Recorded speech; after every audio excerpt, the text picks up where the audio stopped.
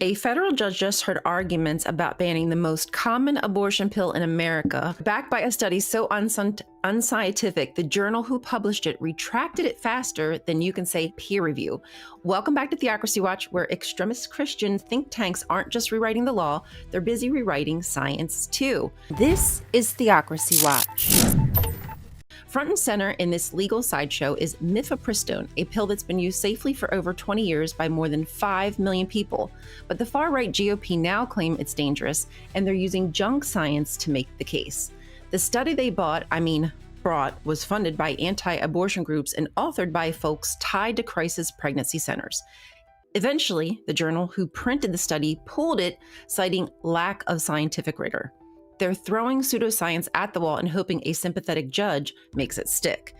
And they may have found their guy. The case was steered straight to U.S. District Judge Matthew Kacsmaryk, a Trump appointee with a record of opposing reproductive freedom. Coincidence? I call that strategy. Bottom line is they're trying to ban abortion pills nationwide using data that wouldn't pass a high school science fair. And here's why. Mifepristone is used in nearly 2/3 of all abortions in the U.S. And if they can kill the pill, they don't need to pass a federal ban. The courts will do the dirty work for them. Even more disturbing, if this ruling stands, it could unravel how the FDA approves medication altogether. Today it's Mifepristone, tomorrow it's birth control, PrEP, or gender-affirming care. One rogue ruling could sideline decades of scientific review. This lawsuit is backed by the Alliance Defending Freedom, who I've mentioned here several times on Theocracy Watch. They're the same far-right legal machine pushing anti-trans laws, book bans, and Project 2025. They're not pro-life, they're anti. We're witnessing a coordinated, deliberate attack happening in plain sight. The Heritage Foundation and its allies are treating the courts like a vending machine, inserting bad research and outcomes religious policy. No cap. Mifepristone is safer than Tylenol, Cialis, and Viagra, but none of that matters when the people in charge think faith outranks facts. The real danger here is the belief that women should bleed for someone else's ideology. Mifepristone is safe, theocracy isn't. So until next time, stay asking questions and call your representatives. This has been Theocracy Watch. This is no surprise at all. Why? Why can't they just mind their own damn business?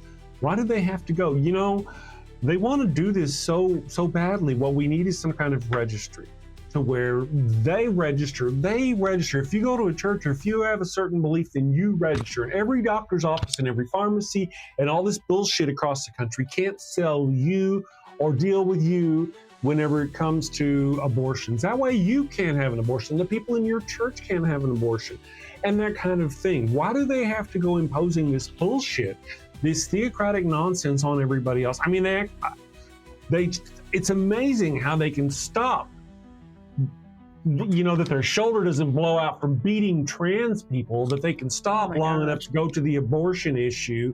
And it's like one oppressive issue to another oppressive issue. Oh my goodness, gays are getting married? Can't have that. And they start beating on the gays. It's one thing after another after another. And why the hell can't they just mind their own damn business?